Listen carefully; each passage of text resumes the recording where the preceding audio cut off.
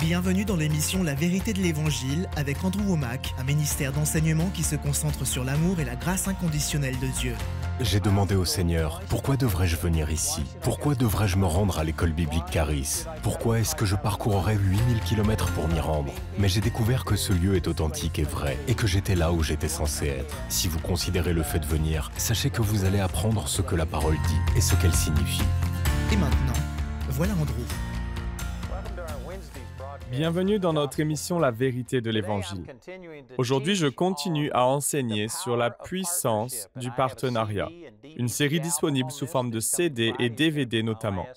Nous approchons à la fin de cet enseignement et je vous encourage à vous procurer nos ressources sur ce thème. Nous avons aussi un DVD avec 5 témoignages de personnes qui ont mis cette vérité à l'œuvre dans leur vie et ont prospéré. J'ai également un livre très puissant sur le thème de la gestion des finances et qui parle notamment du fait qu'il y a une différence fondamentale entre le fait de se considérer comme un intendant ou gestionnaire au lieu d'un propriétaire. Donc cette semaine, j'ai enseigné spécifiquement sur la puissance du partenariat et Proverbes chapitre 18, verset 16, où il est dit « Le don d'un homme lui prépare une place et l'introduit devant les grands hommes ». Et il n'est pas question ici d'une onction ou d'un talent, ni d'un appel sur votre vie. Il s'agit d'un don matériel, un don monétaire, qui ouvre une porte pour vous. Il fait de la place pour vous et il vous promeut et vous amène devant de grands hommes. Plusieurs Bibles anglaises donnent des traductions différentes de ce verset. En français également, et par exemple dans la seconde 21, on lit « Les cadeaux qu'offre un homme lui ouvrent la voie et le conduisent auprès des grands ». Dans la Bible du Semeur, les cadeaux ouvrent les chemins et font arriver jusqu'en présence des gens importants. Donc il s'agit de votre don matériel ou monétaire qui fait de la place pour vous. Il ouvre une porte. Et hier, j'essayais de faire comprendre que lorsque vous donnez avec une bonne attitude, vous créez un lien avec les personnes à qui vous donnez, qu'il s'agisse d'une église ou d'un ministère. Vous établissez une connexion, et cela peut être bon ou mauvais. Si vous êtes manipulé et si vous donnez à une personne qui est un charlatan ou quelqu'un qui n'a pas d'intégrité dans sa vie, mais qui vous a manipulé pour vous faire donner, alors vous commencez à recueillir l'onction négative qui est sur cette personne. Mais quand vous donnez à une bonne église et à un bon ministère, alors vous commencez à puiser dans cette onction qui est sur eux. Vous pouvez semer là où vous voulez aller. Vous pouvez littéralement trouver quelqu'un qui est en avance sur vous, qui a prospéré dans les domaines vers lesquels vous sentez que Dieu vous conduit.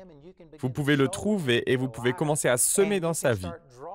Et vous pouvez commencer à attirer cette bénédiction et cette onction vers vous. C'est une vérité très puissante.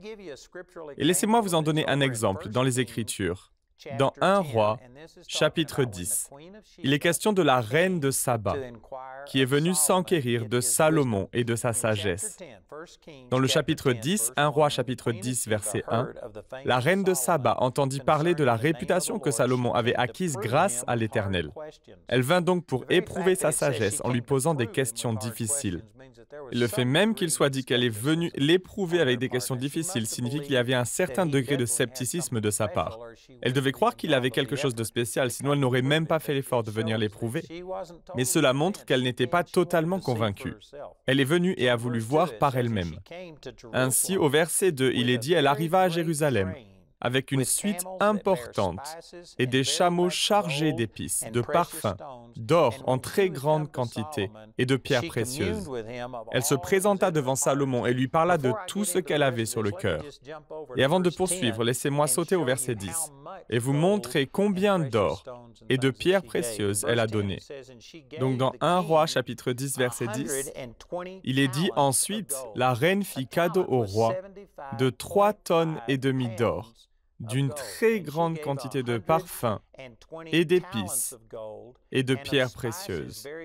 En fait, il n'arriva plus jamais une aussi grande quantité de parfums et d'épices que celle que la reine de Saba offrit au roi Salomon.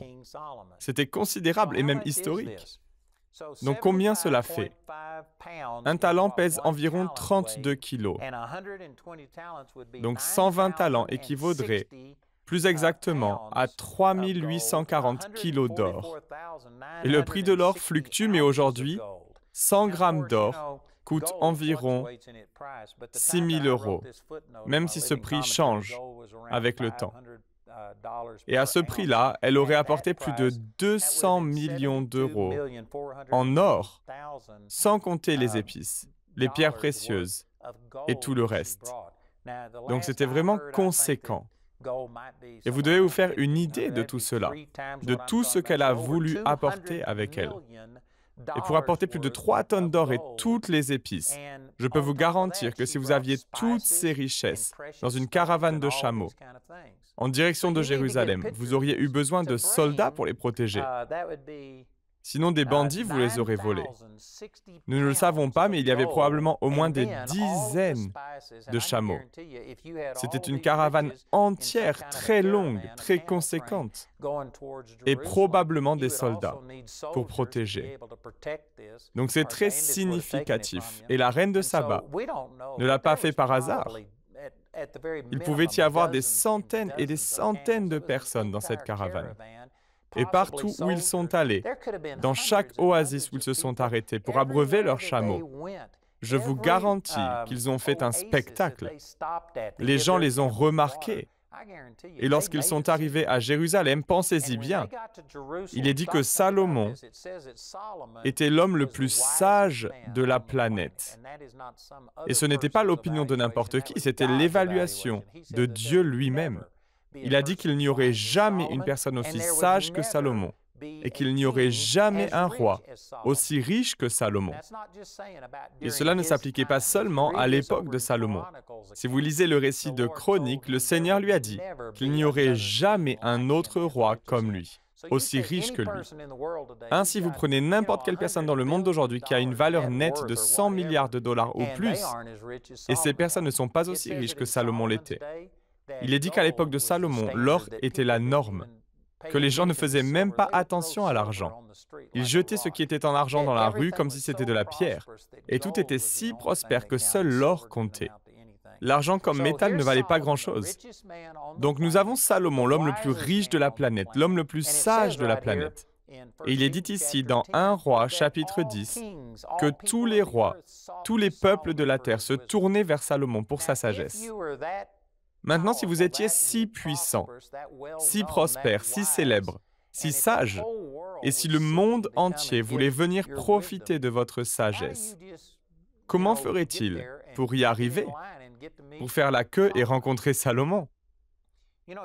Vous savez, si vous vouliez rencontrer le président des États-Unis, vous ne pouvez pas simplement vous présenter à la porte, frapper et demander au président de vous recevoir.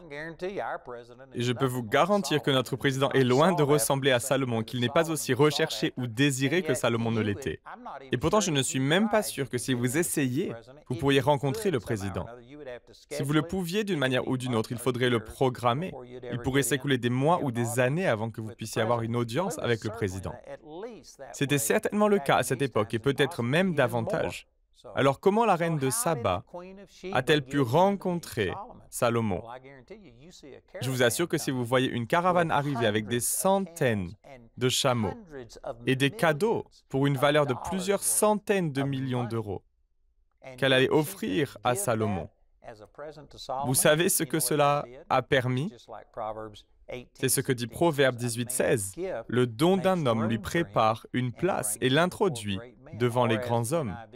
Ou comme le dit la Bible du Semeur, les cadeaux ouvrent les chemins et font arriver jusqu'en présence des gens importants. Vous savez comment la reine de Saba est arrivée en tête de file? Elle a utilisé un cadeau, et ce cadeau l'a amenée en présence de Salomon. Il est dit qu'elle a communiqué avec lui de tout ce qu'elle avait dans son cœur. Et au verset 3, Salomon répondit à toutes ses questions. Il n'y eut aucun mystère pour le roi. Il lui expliqua tout. Et la reine de Saba vit toute la sagesse de Salomon, le palais qu'il avait construit, les plats servis à sa table, le lieu d'habitation de ses serviteurs, les fonctions et les tenues de ceux qui le servaient, ses responsables des boissons ainsi que les holocaustes qu'il offrait dans la maison de l'Éternel. Elle en eut le souffle coupé. En d'autres termes, elle était époustouflée. Elle était renversée et cela dépassait de loin ce qu'elle avait imaginé. Et au verset 6, elle dit au roi, « C'était donc vrai ce que j'ai appris dans mon pays au sujet de ta situation et de ta sagesse. Je ne le croyais pas avant de venir et de le voir de mes yeux. Et l'on ne m'en avait même pas raconté la moitié. Tu as plus de sagesse et de prospérité que je ne l'avais appris par la rumeur. Heureux tes hommes, heureux tes serviteurs, puisqu'ils sont constamment devant toi et peuvent bénéficier de ta sagesse.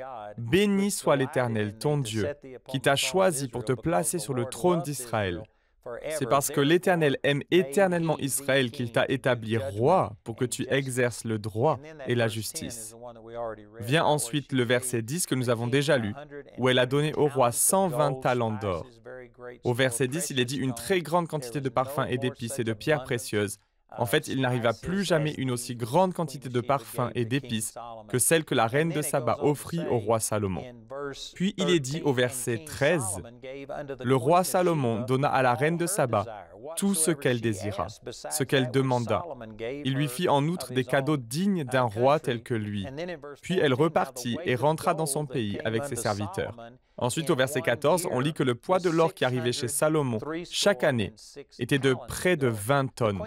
La reine de Saba a donné à Salomon 120 talents d'or. Et pourtant, Salomon recevait chaque année plus de 666 talents d'or.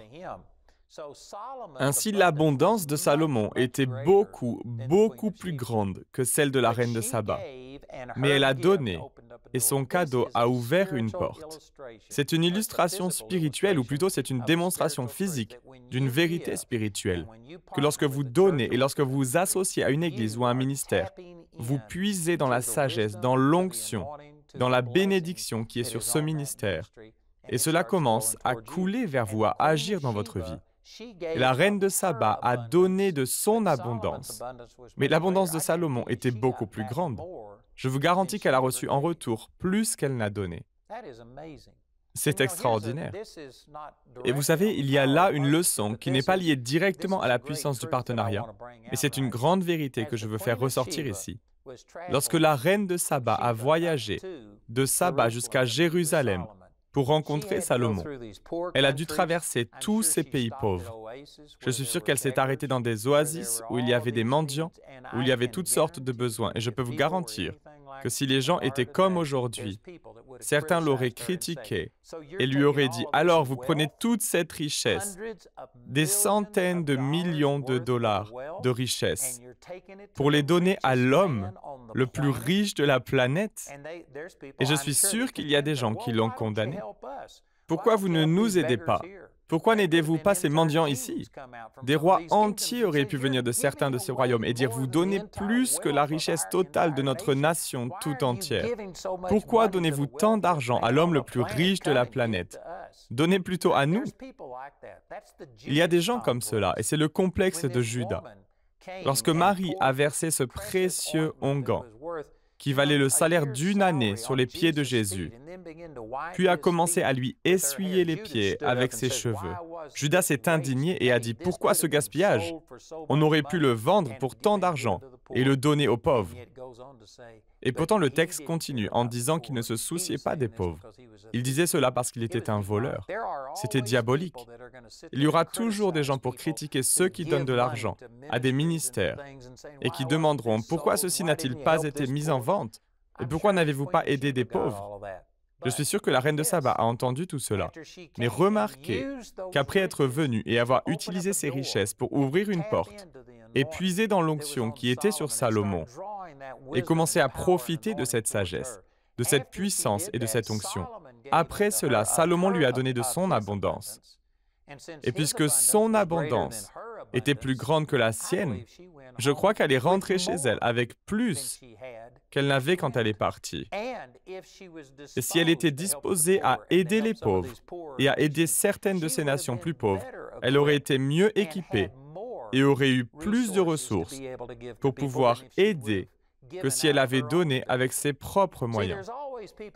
Vous savez, il y aura toujours des gens pour vous dire que vous ne devriez pas donner à ces grands ministères, à ces grandes églises, en disant qu'ils ont déjà tout ce qu'il leur faut. Mais il ne s'agit pas seulement de leurs besoins. Il s'agit de vos propres besoins. Avez-vous besoin d'une onction? Voulez-vous la bénédiction et la puissance qui opèrent dans cette Église ou ce ministère? Lorsque vous semez et quand vous devenez partenaire, pas seulement un donneur occasionnel, pas seulement pour payer ce que vous recevez, mais lorsque vous commencez à donner au-delà de vos besoins et que vous donnez pour que d'autres personnes puissent être bénies, vous créez un flux surnaturel de cette onction, de cette bénédiction vers vous. Et cela vous fera prospérer. Ensuite, au fur et à mesure que vous prospérez, vous serez mieux équipé, vous aurez davantage de ressources pour aider par des dons de charité et envers des personnes qui ne seront jamais en mesure de vous apporter quoi que ce soit. Donc, en fait, vous pouvez passer à côté de certaines opportunités. Certains se disent qu'ils ne donneront jamais à un grand ministère, à un ministère télévisé, parce qu'ils ont tellement d'argent. En fait, vous savez, tout est relatif. Et cela dépend des dépenses. La télévision est un média coûteux. Et pour construire une église, pour construire les installations, pour envoyer des missionnaires dans le monde entier, et pour faire ce qu'ils font, il faut beaucoup d'argent, il faut des moyens. Et au lieu d'essayer de donner là où il y a un grand besoin et où vous pensez que votre argent peut faire une vraie différence, réalisez que vos ressources sont limitées et que parfois il peut être préférable de prendre une partie de ce que vous avez et de semer dans un ministère plus important, dans un ministère qui a une onction dont vous avez besoin. Et vous devez faire preuve de discernement et laisser le Saint-Esprit vous guider dans vos dons. Mais lorsque vous semez dans un ministère, cela déclenche un flux surnaturel vers vous de cette même bénédiction et de cette onction que vous voyez sur ce ministère. Et les résultats finaux seront que vous prospérerez plus et que vous serez capable de faire davantage de donations charitables si vous semez une portion de vos dons dans quelque chose qui vous profitera. Vous devez semer là où vous voulez aller. C'est puissant. Et pourtant, je sais que beaucoup de gens ne comprennent pas cela. Et en conséquence, même s'ils donnent, cela ne les fait pas prospérer, parce qu'ils donnent sans y ajouter la foi. Et si vous ne donnez pas dans la foi, alors cela ne vous fait pas prospérer. J'ai beaucoup utilisé ce verset dans Hébreux chapitre 4, verset 2, qui dit « La parole qu'ils entendirent ne leur servit de rien, n'étant pas mêlée avec de la foi dans ceux qui l'entendirent. » Vous devez y mettre de la foi. Vous ne pouvez pas vous contenter de donner, ce n'est pas automatique. Ce n'est pas seulement une action matérielle, c'est une action spirituelle. Si vous ne comprenez pas ce qu'il se passe lorsque vous donnez, et si vous donnez simplement par obligation, sans avoir une attitude de confiance, cela ne vous profite pas. C'est ce que dit 1 Corinthiens chapitre 13, verset 3. Cela me rappelle l'histoire d'un homme qui a travaillé pour moi dans le passé. Il était vraiment prospère avant même de venir travailler pour moi. C'était vers 1980. Et lui et sa femme gagnaient environ 3 500 $ par mois. Aujourd'hui, cela peut sembler peu d'argent, mais à l'époque, mon revenu total pour l'ensemble de mon ministère était de 700 $ par mois, et cela payait toutes mes dépenses et le ministère, notre facture de radio et tout ça. Donc 3 500 $ par mois en 1980. C'était beaucoup d'argent pour moi. Bien qu'il soit bien payé, lui et sa femme semblaient rencontrer des difficultés financières. Il semblait qu'ils étaient toujours à court d'argent. Et après m'avoir entendu prêcher sur ce sujet précis, il a réalisé qu'il ne faisait que donner machinalement. Il faisait un chèque pour sa dîme et le mettait avec ses factures. Il considérait sa dîme comme une facture. Et quand venait le moment de la payer, le premier du mois, il écrivait sa dîme au centime près, du genre 352 $ et 21 centimes. C'était 10% et rien de plus. Et il la payait comme une facture. Il ne donnait pas avec joie.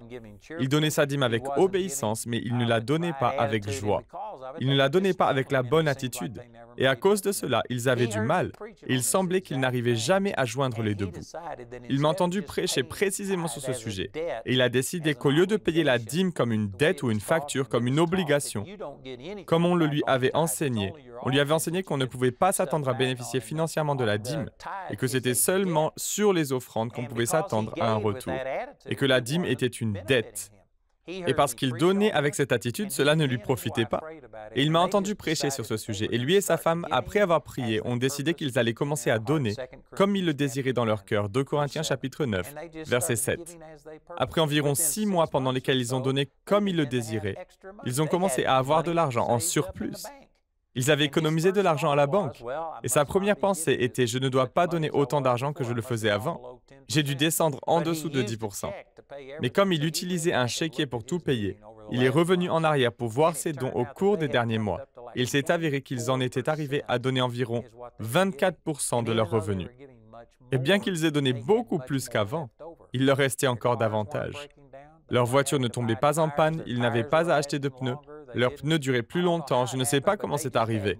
Mais ils avaient simplement davantage d'argent en donnant 2 fois plus grâce à leur attitude. Et je vous le dis, l'attitude avec laquelle vous donnez est aussi importante que le montant que vous donnez. Vous pouvez complètement annuler votre don et donc annuler la récolte ou le fruit qui vient si vous donnez avec une mauvaise attitude. J'ai donc essayé de vous faire découvrir la puissance du partenariat et ce qu'il permet vraiment d'accomplir. Et comment c'est en grande partie une question d'attitude. Ce n'est pas seulement mécanique, vous ne faites pas que donner, contrairement à ceux qui prêchent, que quand vous donnez, vous recevez automatiquement en retour, ou qui utilisent Malachie chapitre 3 pour dire que si vous ne donnez pas à Dieu, il va vous maudire. Je n'ai pas le temps de parler de ça aujourd'hui, mais ce livre le fera en détail. Quand on entend prêcher que si vous ne donnez pas et ne payez pas vos dîmes, vous êtes maudits et Dieu va vous punir, cela ressemble plus au parrain de la mafia qu'à Dieu le Père. La mafia dit à tous les gens des environs, vous savez, il y a eu beaucoup de fenêtres cassées récemment, il y a eu des incendies et des crimes de toutes sortes, mais si vous me payez 10%, alors je vous protégerai. En réalité, bien sûr, la personne qui dit cela est celle qui casse les fenêtres et qui met le feu. C'est du chantage. Vous me payez 10% ou je viens détruire votre affaire. C'est comme cela qu'on fonctionne la mafia. Et dans un sens, c'est ce que beaucoup de chrétiens entendent, que si vous ne donnez pas, vous êtes maudits, que si vous ne payez pas votre dîme, Dieu vous enverra à l'hôpital et vous la prendra par les honoraires du médecin. Il fera tomber votre machine à laver ou votre voiture en panne. C'est le parrain de la mafia, certainement pas Dieu le Père. Nous vivons sous une nouvelle alliance aujourd'hui et 2 Corinthiens chapitre 9 dit que chaque homme devrait donner comme il l'a décidé dans son cœur, sans regret ni contrainte, sans la contrainte de croire que vous allez être maudit si vous ne donnez pas. Dans la nouvelle alliance, Dieu aime celui qui donne avec joie. Nous avons été libérés de la loi de l'Ancien Testament. Il y a encore beaucoup de bénéfices et de choses à apprendre de la loi, mais nous ne sommes pas sous sa malédiction et Dieu ne va pas vous maudire si vous ne donnez pas. Mais vous devez donner sans regret ni contrainte, vous devez donner comme vous le décidez dans votre cœur. Et si vous le faites avec la bonne attitude, alors vous puisez dans la bénédiction de Dieu, dans l'onction de Dieu, la puissance de Dieu qui est sur cette Église ou ce ministère, et vous commencez à attirer cette onction vers vous. Et je vous le dis, c'est puissant. Mes partenaires sont bénis. Mes partenaires reçoivent cette bénédiction qui est sur notre vie, ainsi que les bonnes choses que Dieu fait. Cela se transmet à chacun de nos partenaires. Je sais que nous avons beaucoup de partenaires qui regardent ce programme, et je veux vous remercier, parce que grâce à vous, cela fait maintenant presque 20 ans que nous sommes à la télévision de façon quotidienne. Nous avons touché des centaines de millions de personnes. Beaucoup de vies ont été transformées. Et je ne suis pas le seul qui sera béni et récompensé pour cela. Chacun de mes partenaires reçoit la même bénédiction. La même onction qui coule vers moi, coule vers vous. Et je veux donc encourager tous ceux qui écoutent aujourd'hui à devenir partenaires. Si ce n'est pas avec moi, vous devez commencer à vous associer à une église qui porte des fruits pour Dieu. Trouvez un ministère qui vous est bénéfique. Donnez là où vous êtes nourris. Découvrez la puissance du partenariat. C'est donc le sujet de cet enseignement. N'oubliez pas que vendredi prochain sera mon dernier jour sur ce sujet. Vous trouverez cet enseignement intitulé « La puissance du partenariat » en CD et en DVD notamment. Je propose également un livre sur la gestion des finances qui aborde le sujet de la dîme et vous explique non seulement ce qu'est la dîme, mais aussi où vous devez la donner. Ce livre sera une véritable bénédiction pour vous. Et puis nous avons ce DVD qui contient 5 témoignages de personnes qui ont vu cela fonctionner dans leur vie. Écoutez notre annonceur qui vous donnera plus d'informations. Le programme d'aujourd'hui fait partie de la série « La puissance du partenariat ». Nous espérons que ce message vous a béni. Notre ligne téléphonique est ouverte aux heures indiquées à l'écran. Appelez-nous si vous avez des questions sur ce programme, si vous avez besoin de prière ou si vous désirez commander l'un de nos enseignements. Vous pouvez nous contacter au numéro qui s'affiche à l'écran. Ce programme a été rendu possible grâce au soutien financier de nos partenaires. Si vous souhaitez devenir partenaire, vous pouvez le faire en appelant ces numéros. Si vous souhaitez vous procurer nos ressources, vous pouvez le faire en vous rendant sur notre site awmi.fr. Nous envoyons nos colis dans toute la francophonie. Vous pouvez aussi opter pour les fichiers audio MP3 et vidéo MP4 sur clé USB. Les 10 émissions de cette série sont disponibles en DVD pour 22 €. Vous pouvez également vous les procurer en CD pour la somme de 15 €. Si vous commandez les 2 albums, CD et DVD de manière simultanée, le prix de l'ensemble baisse à 30 €. Pour tous nos téléspectateurs qui se trouvent en dehors de l'Europe, tous les produits que nous vous présentons sont disponibles grâce à nos bureaux dans votre région. Vous pouvez les contacter grâce aux détails qui s'affichent sur votre écran afin de connaître le prix dans leur monnaie locale. Andrew a à cœur que chacun puisse écouter ou regarder ce programme à sa convenance et puisse le partager avec d'autres.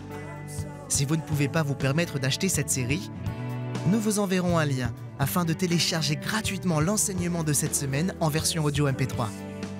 Pour cela, il suffit de nous appeler. Notez que vous ne pouvez profiter de cette offre qu'en appelant notre ligne téléphonique. Vous pouvez nous appeler dès maintenant au numéro qui s'affiche sur votre écran. Nous nous ferons un plaisir de répondre à vos questions, de prier avec vous ou de vous aider à commander l'un de nos enseignements. Notre ligne sera ouverte pendant les heures indiquées à l'écran. Toutes les ressources d'Andrew en français se trouvent dans les boutiques en ligne des sites internet de nos bureaux affichés à l'écran. Nous espérons avoir de vos nouvelles aujourd'hui. Dites au nom de Jésus, je ne me fie pas à ce que je vois, je me fie à ce que dit la parole de Dieu. Il y a plus que ce domaine physique, il y a également un monde spirituel, peu importe à quoi ressemble la situation. Je sais ce que dit la parole de Dieu. On me disait que ma vie serait faite de douleur et d'isolement, et que je ne devrais même pas espérer la liberté. On me disait que je serais toujours en fauteuil roulant. On me donnait 3 mois à vivre avant une défaillance cardiaque totale. On me disait que je ne serais jamais guérie de la fibromyalgie. J'ai fait des allers-retours aux urgences et j'ai dépensé plus de 300 000 $ pour trouver un remède. Tout cela en vain. J'étais sur le point d'abandonner quand j'ai découvert Andrew Wommack à la télévision. Et Andrew m'a montré pour la première fois que par les meurtrissures de Jésus, j'étais déjà guérie. En quelques semaines, j'ai reçu ma guérison après avoir écouté tous les enseignements qui sont disponibles en ligne. Et aujourd'hui, 10 ans plus tard, je marche toujours dans ma guérison.